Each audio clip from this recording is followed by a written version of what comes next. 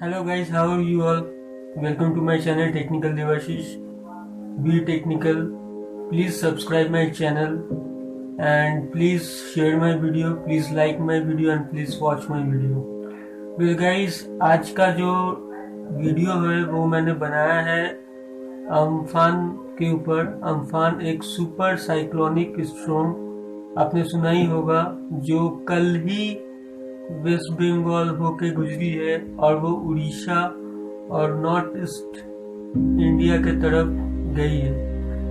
ये वीडियो में मैं अपनी आप बीती बताने जा रहा हूँ, what I experienced yesterday as I live in Kolkata, so I can tell you well about it, क्योंकि मैंने ये खुद एक्सपीरियंस किया कल, और ऐसा एक्सपीरियंस शायद ही किसी ने किया होगा, क्योंकि अम्फान एक ऐसा साइक्लोनिक स्टॉर्म है जो लास्ट 2 डिकेड्स में किसी ने एक्सपीरियंस नहीं किया। Last 2 decades means 20 years। In the year of 1999 सब इससे भी बड़ा शायद एक साइक्लोन आया था, वो उड़ीसा में आया था, और उसके बाद आयला आया, फिर बुलबुल। लेकिन जो इंटेंसिटी थी इन थंडर स्टॉर्म्स की, जो बारिश के साथ हुई थी विथ रेन, उस इंटेंसिटी के रिस्पेक्ट में इसकी बहुत ज़्यादा थी। इनफैक्ट अगर आज आप न्यूज़ चैनल्स भी अगर देखे होंगे या कुछ वीडियोस भी देखे होंगे, तो उसमें आप देखे होंगे कि कितना बड़ा डिस्ट्रक्टिव थंडरस्टॉर्म है ये, और काफ़ी नुकसान हो चुका है वेस्ट बंगाल का। काफ़ी चीज़ें इधर से उधर हो चुकी है, और मैं बताना चाहूँगा कि कल शाम से ही इसका तांडव शुरू हुआ था। दोपहर में हल्की तेज हवाएं चल रही थी और मैं भी बैठा ही था, साथ ही साथ बारिश भी हो रही थी। तो हमने तो अपने सभी विंडोज बंद कर लिए थे, सिर्फ बैल्कनी का डोर खुला हुआ था। फिर आस्ते आस्ते मैंने देखा कि हवा का जो बहाव है वो धीरे धीरे बढ़ते ही जा रहा है, और बारिश भी काफ़ी तेज हो रही है। ये करीबन 3 से 4 बजे की बात होगी। तो मैंने सोचा कि मुझे दरवाज़ा भी बंद कर देना चाहिए, क्योंकि किसी भी वक्त अम्फान आ सकता है। इनफैक्ट आ ही चुका है, लेकिन उस वक्त वो दीघा आना वाला था। एक्चुअली ये स्टॉर्म जो है वो वेस्ट बंगाल का जो कोस्टल रीजन एरिया है, दीघा, यहाँ पर बीचेस हैं, वहीं से ये कोलकाता की तरफ आया है, और दीघा में ही सबसे पहले लैंडफॉर्म में ये थंडर स्टॉर्म लिया है। तो दीघा हमारे कोलकाता से करीबन 3.5 से 4 किलोमीटर दूर है, ज़्यादा दूर नहीं है। और मैं उस वक्त की बात बता रहा हूँ जब करीबन शाम के 3:30 से 4 बज रहे थे। उस वक्त भी पूरा एंट्री नहीं हुआ था अम्फान का, वो काफ़ी दूरी था, लेकिन फिर भी उसी वक्त इतनी इंटेंसिटी थी कि काफ़ी ज़ोर से हवाएं चल रही थी और काफ़ी ज़ोर से बरसात भी हो रही थी। तो हमारे यहाँ के कोलकाता के वासियों को लग गया था कि अब कुछ ही देर में अम्फान का आगमन होने वाला है, और सब सतर्क हो गए थे, सब अपने ही घर पे थे। कोई रास्ता में कोई आदमी नहीं था। ऐसे भी देखिए, कोरोना के डर से कोई रास्ता में रहता ही नहीं है, और 4th लॉकडाउन के कारण जो नया नियम आया है कि 7 बजे के बाद जो कर्फ्यू रहेगा, इस कारण से और भी कोई नहीं रहता है। और ऐसा भी कहा जा रहा है कि अगर कोरोना नहीं होता, नॉर्मल डे होता, तो काफ़ी आदमी रहते हैं रास्ते में, इस कारण से बहुत ज़्यादा क्षति हो सकती थी। तो जब शाम के 4 साढ़े 4 बज रहे थे, बारिश अच्छी हो रही थी और बहुत जोर से हवाएं भी दे रही थी, काफ़ी तेज, और धीरे धीरे जैसे ही 5:30-6 बजता है, और विश्वास नहीं कीजिएगा कि कितनी तीव्र गति से हवा चल रही थी। मतलब मैं जब आयला हुआ था तब भी मैं कोलकाता में ही था, और वो भी मैंने एक्सपीरियंस किया है। इनफैक्ट आयला के टाइम में मैंने ये भी एक्सपीरियंस किया था कि जब मैं रास्ते में था तो मेरा एक पैर उठ जा रहा था ऊपर, इतना हवा था। यहाँ पे तो वैसा नहीं था, क्योंकि मैं रास्ते में नहीं था, मैं घर पे था। लेकिन मैं आपको बता रहा हूँ कि हवा इतनी ही तेज थी कि समझ में आ रहा था कि क्या हो रहा है बाहर। और कोई भी थंडरस्टॉर्म होता है उसके कई सारे लेयर होते हैं और वन आफ्टर वन जो आपके गुजरते हैं। हम लोग को समझ में आ रहा था कि ये जो थंडरस्टॉर्म है वो धीरे धीरे हमारे साउथ कोलकाता को क्रॉस करते हुए जा रही है। और जैसे जैसे जा रहा था वैसे वैसे हवा का जो इंटेंसिटी है वो भी बढ़ रहा था। मैंने अपने दरवाजे खिड़की सभी बंद कर लिए थे। मैं चुपचाप बैठा था। पावर कट हो चुका था, मैं अंधेरे पे था और literally I was shivering actually. और लग रहा था कि जो खिड़की है वो टूट जाएगा, कांच की खिड़की है, वो लग रहा था टूट जाएगा, क्योंकि जब भी हवा का फोर्स मेरे घर के ऊपर से गुजर रहा था तब मेरी खिड़कियां बहुत ही बुरी तरीके से हिल रही थी और शिवर कर रही थी और मेरे दरवाजे भी बंद थे, फिर भी मेरे दरवाजे भी कांप रहे थे। मैं all doors are shaking like anything. और ऐसा भी कभी कभी लग रहा था कि ये इतना तेज हो रहा था, मैंने जैसे जैसे सेकंड बढ़ रहा ना वैसे वैसे हवा भी तेज हो रहा, लग रहा था कि ये घड़ी नहीं हुई है, ऐसा टाइप की फीलिंग हो रही थी। इनफैक्ट मैं जहाँ पर रहता हूँ मॉडरेट डेंसिटी वाली एरिया है और काफ़ी अपार्टमेंट्स, काफ़ी घर हैं आसपास, लेकिन जिन सब जगहों में घर काफ़ी कम है और जो खाली इलाके में जहाँ पर घर है वो लोग ज़्यादा क्षतिग्रस्त हैं। वो लोग ये एक्सपीरियंस और भी खराब किए हैं। मतलब उन्हें ऐसा लगा कि उन्हें उड़ाई के लेकर चल जाएगा। ये इतना ज़्यादा तेज था कि बहुत ही उम्र दराज लोग भी कहें कि हमने अपने लाइफ में ऐसा तूफान कभी नहीं देखा। और ये सही बात है कि इन 20 सालों में बोला भी गया है कि ऐसा तूफान नहीं आया है। ये तूफान आपका दीघा से होते हुए साउथ 24 परगना, नॉर्थ 24 परगना, कोलकाता, उसके बाद ये उड़ीसा होते हुए नॉर्थ ईस्ट जाएगा और जा चुका भी है, क्योंकि ये कल घटी है ये घटना 20 तारीख को और मैं वीडियो ये आज बना रहा हूँ 21 को। एक्सपीरियंस बहुत ही खराब है मेरे दोस्तों, बहुत ही खराब एक्सपीरियंस है। क्योंकि मैंने कि ये सही बात है कि मैं घर में सुरक्षित हूँ, मैं आपके लोगों के साथ बात कर रहा हूँ, लेकिन at the same time when I think about poor people that I feel so bad for them. क्योंकि इतनी इंटेंसिटी ज़्यादा थी कि बहुत सारे घर बर्बाद हो चुके हैं। बहुत सारे घर आप जानते हो फ्लोर जो रहता है तो सीलिंग वगैरह एग्जिस्टर्स के जो रहते हैं वो सीलिंग उड़ चुके हैं। बहुत सारे घर टूट चुके हैं क्योंकि उनके ऊपर पेड़ गिर गए। करीबन 70 से 80 आदमी मारे गए हैं इस तूफान में और बहुत कोई मर गए हैं पेड़ गिरने के कारण। कोलकाता के विभिन्न जगहों में पावर कट हो चुकी है क्योंकि इलेक्ट्रिक पोल और जो इलेक्ट्रिक लाइन्स हैं जो वायर के थ्रू जाती हैं वहाँ पर बड़ी बड़ी पेड़ें गिर गई हैं। बहुत सारे रास्ते ऐसे हैं जहाँ पर बड़े बड़े पेड़ गिर गए हैं जिस कारण से रास्ता ब्लॉक कर दिया गया है। हमारी प्रशासन बहुत अच्छी तरीके से काम कर रही है और पूरी चेष्टा कर रही है कि जल्द से जल्द सब पेड़ों को काट के हटा दिया जाए और आवाजाही को शुरू की जाए।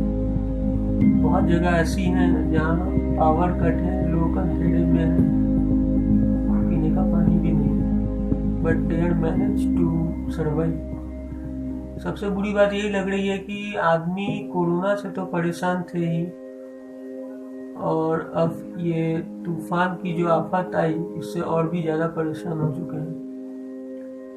मेरे इस वीडियो के बाद ही आप कुछ वीडियो देखिएगा जो अम्फान के स्टैंड अप की वीडियो हैं जिसमें दिखाए गए हैं कि किस तरीके से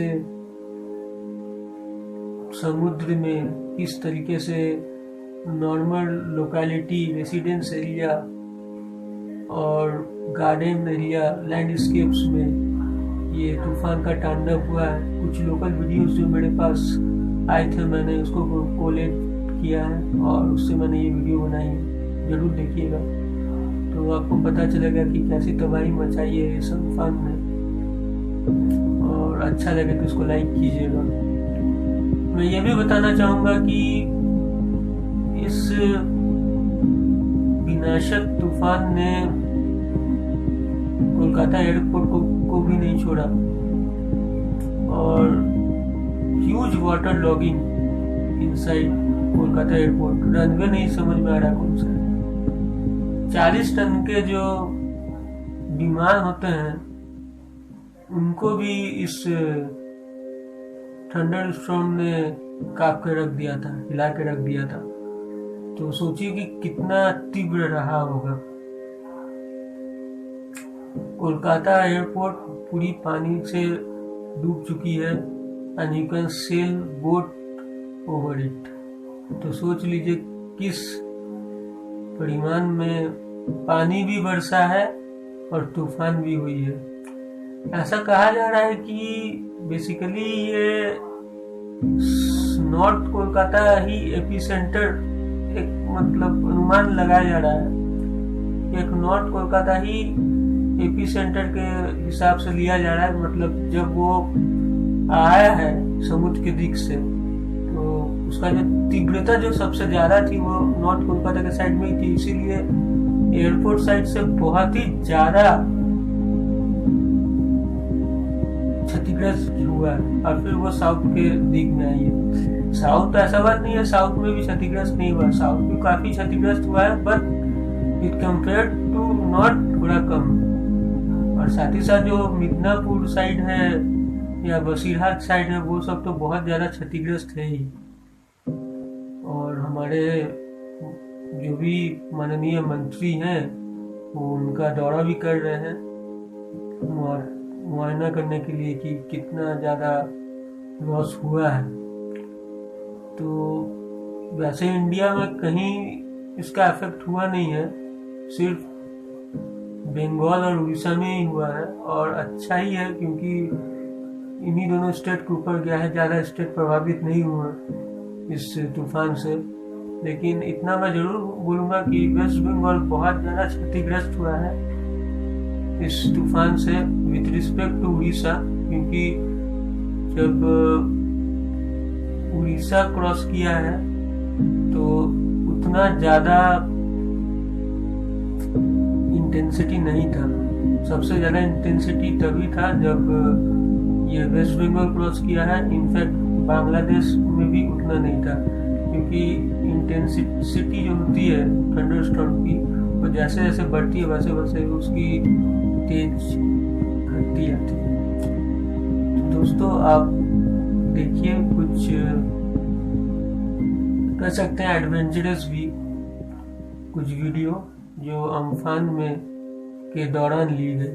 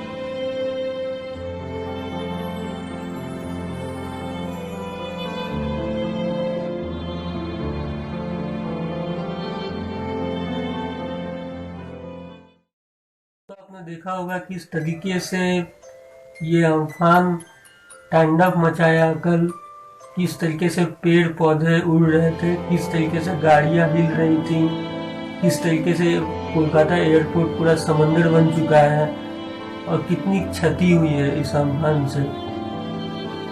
और पता नहीं कितनी और भी हुई है, क्योंकि अभी तक तो कितना लॉस हुआ है वो कैलकुलेट भी नहीं किया जा सका है। तो please pray for West Bengal इस संकट भरी घड़ी में। We need your support and cooperation, क्योंकि हम बहुत ही खराब दौर से गुजर रहे हैं। और thank you very much for your watching this video. अगर इस वीडियो को अच्छा लगा हो तो प्लीज़ इसे लाइक कीजिए, प्लीज़ इस वीडियो को शेयर कीजिए और प्लीज़ सब्सक्राइब करना मत भूलिए मेरे चैनल को।